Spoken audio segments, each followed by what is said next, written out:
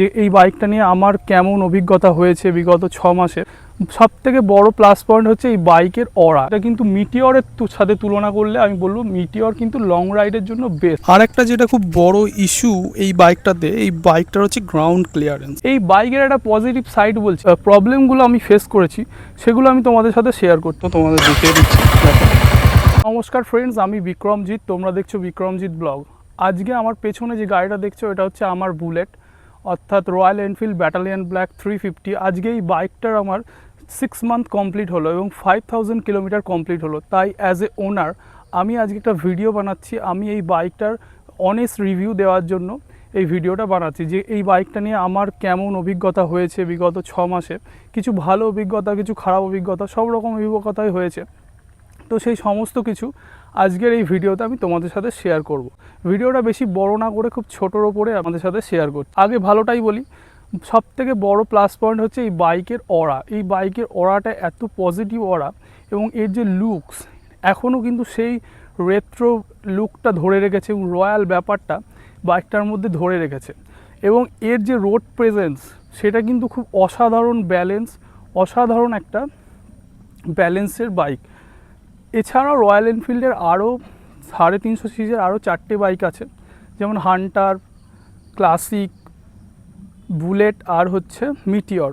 তো এর মধ্যে আমার সবথেকে বেশি পছন্দ ছিল এই বাইকটা। এই বাইকটা নিয়ে যে প্রবলেমগুলো আমি ফেস করেছি সেগুলো আমি তোমাদের সাথে শেয়ার করছি। সবথেকে বড় প্রবলেম হচ্ছে এই বাইকটাতে যেহেতু অ্যালয় হুইল নেই, অ্যালয় হুইল না হওয়ার কারণে এটাতে স্পোক হুইল এবং তার জন্য এটা টিউব টায়ার, এবং টিউব টায়ারের ফলে যেটা হয় বাইকটার ওয়েট হচ্ছে 200 কেজি। এবং এই বাইকটা যেখানে ধরো কোথাও বাইকটা পাংচার হয়ে গেল, সেক্ষেত্রে কিন্তু এই 200 কেজি বাইকটাকে তোমাকে ঠেলে ঠেলে নিয়ে যেতে হবে গ্যারেজ অবধি এবং সেটাকে তোমাকে তারপরে সারাই করতে হবে। আমার সাথে রিসেন্টলি এই 6 মাসে 3বার এরকম হয়েছে এবং প্রত্যেক ক্ষেত্রেই কিন্তু আমাকে সেই বাইকটাকে ঠেলে ঠেলে নিয়ে যেতে হয়েছে। টিউবলেস টায়ার থাকলে যেটা হয় পাংচার হওয়ার পরেও কিছুটা চালিয়ে যাওয়া যেতে পারে, কিন্তু টিউব থাকলে সেটা কখনোই পসিবল না। এবং আরও একটা সমস্যা যেটা হয়েছে সেটা হচ্ছে যেহেতু টিউব আছে, আমি যখন ঠেলে বাইকটাকে নিয়ে যাচ্ছিলাম তখন ওই যে পাংচারটা হয়েছে, একটা পিন ঢুকে গেছিলো, তো সেটা আরও 2 জায়গায় পাংচার করে দিয়েছে। মানে টোটাল আমার 3টে পাংচার হয়েছে। আর এই বাইকটা আরেকটা প্রবলেম ছিল, তুমি যখন পাংচার সারাতে যাবে তখন কিন্তু অন্য বাইকে 50 টাকা নেবে আর বুলেটে কিন্তু 100 টাকা নেবে। এই একটা প্রবলেম। আর একটা প্রবলেম যেটা আমি ফেস করেছি, এর হিটিং ইস্যু। এই প্রচণ্ড পরিমাণে এই বাইকটা হিট হয় যখন লংয়ে তোমরা কোথাও যাবে, বাইকটা প্রচণ্ড পরিমাণে হিট হয়। আমরা এর আগে একটা লং রাইড করছিলাম এবং সেই লং রাইডে আমাদের সাথে টোটাল 3টে বাইক ছিল। বুলেট ছিল, হান্টার 350 ছিল আর হচ্ছে মিটিওর ছিল। তার মধ্যে আমি দেখেছি সব থেকে কম গরম হচ্ছে মিটিওর এবং তারপরে হচ্ছে হান্টার, এবং সব থেকে বেশি গরম হয়েছিল কিন্তু বুলেট। এই বাইকের একটা পজিটিভ সাইড বলছি, বাইকে কিন্তু তোমরা যখন লং রাইডে যাবে তোমরা প্রায় 35 থেকে 40 কিন্তু মাইলেজ পাবে, যেটা কিন্তু 350 সিসির বাইকে কিন্তু এটা একটা খুব ভালো মাইলেজ বলে ধরা যেতে পারে। কিন্তু যখন খুব লং রাইডে আমরা যাই, একটা প্রবলেম যেটা আমি ফেস করেছি, একটু ব্যাক পেন, একটু পেন হতে শুরু করে, যেটা কিন্তু মিটিওরের সাথে তুলনা করলে আমি বলবো মিটিওর কিন্তু লং রাইডের জন্য বেস্ট। বেশি অ্যাডভান্স ফিচার্স এই বাইকটায় পাওয়া যায় না। এইটা বাইকটা কিন্তু আগেকার মতোই যে রেট্রো ভেরিয়েন্টটা সেটাই ধরে রাখার চেষ্টা করেছে এটার মধ্যে, ঠিক আছে। কিন্তু এর যে লুকস, যারা সিম্পল লুকস পছন্দ করো তাদের জন্য কিন্তু এই বাইকটা বেস্ট চয়েস হতে পারে। আর একটা যেটা প্রবলেম আমি ফেস করেছি, যেহেতু এই বাইকটার কালার ব্ল্যাক এবং গ্লসি ব্ল্যাক, এটা হচ্ছে প্রচণ্ড পরিমাণে নোংরা হয়। যদি আজকে আমি ওয়াশ করি, কালকে আমি সকালবেলা ঘুম থেকে উঠে দেখবো একদম ধুলোর একটা লেয়ার পড়ে যায় বাইকের ওপর। এইটা একটা খুব একটা বড় প্রবলেম ফেস করতে হয়।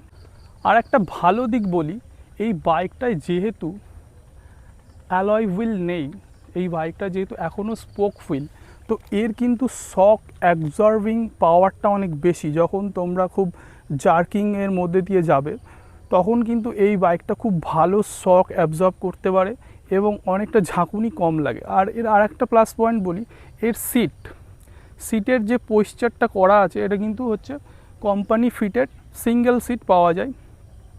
তো এর যে রাইডার সিটটা যেটা, এটা প্রচণ্ড কমফোর্টেবল একটা সিট, যেটা কিন্তু বসে তোমরা খুব কমফোর্ট পাবে। একটা প্রবলেম যেটা আমি ফেস করেছি এই বাইকটাতে, সেটা হচ্ছে তুমি যখন লং রাইডে যাবে রাতের বেলায়, এই বাইকটাতে কিন্তু এখনও হ্যালোজিন হেডল্যাম্প ইউজ করা হয়, এবং যার ফলে তোমার উল্টো দিক থেকে যখন কোনো কম সিসির বাইক আসবে এবং তাতে করে এলইডি হেডল্যাম্প তোমার চোখে পড়বে, তখন কিন্তু এই বাইকটার আলো সেই নিউ এলইডি হেডল্যাম্পের কাছে অনেকটা ফিকে মনে হয়। কিন্তু এর প্লাস পয়েন্ট যেটা, যেহেতু এটা হ্যালোজিন হেডল্যাম্প এখনও আছে, সেই রেট্রো লুকটা বজায় রাখছে। কিন্তু এর যেটা প্রবলেম সেটা হচ্ছে এই হ্যালোজিন হেডল্যাম্প কিন্তু আধুনিক এলইডি হেডল্যাম্পের কাছে কিন্তু আজ বড্ড ফিকে বলে মনে হয়। এই বাইকটার প্রাইস পড়েছিল 2 লাখ টাকা সব কিছু দিয়ে, যেমন হচ্ছে seat cover, back rest, leg guard এবং ইঞ্জিন গার্ড দিয়ে 2 লাখ টাকা পড়েছিল। এত দাম হওয়া সত্ত্বেও বাইকটা যে এলইডি হেডল্যাম্প দেয় না, এটা কিন্তু একটা প্রবলেম। আর একটা যেটা প্রবলেম, যে ইন্ডিকেটারগুলো রয়েছে সেগুলোও কিন্তু হ্যালোজিন হেডল্যাম্প ইউজ করা হয়। এই বাইকটা কেনার আগে আর একটা যেটা মাথায় রাখার প্রয়োজন, এই বাইকটা কিন্তু ক্রোমের কাজ প্রচণ্ড পরিমাণে ইউজ হচ্ছে। এই ক্রোম কিন্তু খুব নোংরা হয়। এই ক্রোমের জন্য কিন্তু প্রত্যেক 6 মাসে প্রফেশনাল কেয়ার ইউজ করতে হবে তোমাদেরকে। আর একটা প্লাস পয়েন্ট যেটা, এই বাইকটার যে আওয়াজটা, সেই গর্জনটা কিন্তু একদম সিংহের গর্জনের মতো। তোমাদের দেখিয়ে দিচ্ছি, দেখো।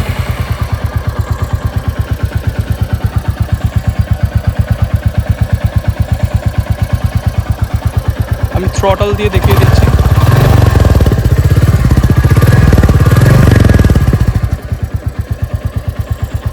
আর একটা যেটা খুব বড় ইস্যু এই বাইকটাতে, এই বাইকটার হচ্ছে গ্রাউন্ড ক্লিয়ারেন্স। এই বাইকটাতে গ্রাউন্ড ক্লিয়ারেন্সটা এত কম, যার ফলে একটু সামান্য বড় বাম্পার পার করতে গেলেই কিন্তু এই ইঞ্জিন গার্ডের সাথে বাম্পারটা ঠেকে যায়। এই একটা খুব বড় প্রবলেম আমি ফেস করেছি যখন আমি লং রাইডে যাই, এবং কোনো রাস্তায় যদি কোনো বড় বাম্পার থাকে, সেক্ষেত্রে কিন্তু এই বাইকটার ইঞ্জিন কভারের সাথে কিন্তু খুব মানে সেই জায়গাটা ধাক্কা খায়। এইটা হচ্ছে খুব একটা বড় প্রবলেম। এটা একটা রাইডারের জন্য, অফরোড রাইডার যারা, তাদের জন্য কিন্তু এই বাইকটা নয়। এই বাইকটা শুধুমাত্র তাদের জন্য যারা সিটি রাইড করতে ভালোবাসে, এবং এই বাইকটা নিয়ে চলতে গেলে রাস্তা যেটা হতে হবে খুব সুন্দর। এবং তোমরা যদি ট্যুরিং পারপাসের জন্য বাইকটা কিনতে চাও, তাহলে আমি বলবো বুলেট না কিনে তোমরা কিন্তু মিটিওর চুজ করতে পারো। কারণ ট্যুরিংয়ের জন্য রয়্যাল এনফিল্ড 350 সিসির বাইকের যে সেগমেন্টগুলো আছে, তার মধ্যে মিটিওর আমি বলবো সব থেকে বেস্ট। সবশেষে এই বাইকটা কত প্রাইস পড়েছিল আমি বলে দিই। এই বাইকটা পড়েছিল আমার টোটাল 2 লাখ টাকা। এই বাইকটার বেসিক প্রাইস হচ্ছে 1,90,000 টাকা। আর এর সাথে সাথে কিছু 4টে জিনিস আমি লাগিয়েছিলাম, যেমন leg guard, engine guard, seat cover আর ব্যাক রেস্ট। এগুলো দিয়ে আমার টোটাল 2 লাখ টাকা মতো পড়েছিল খরচ।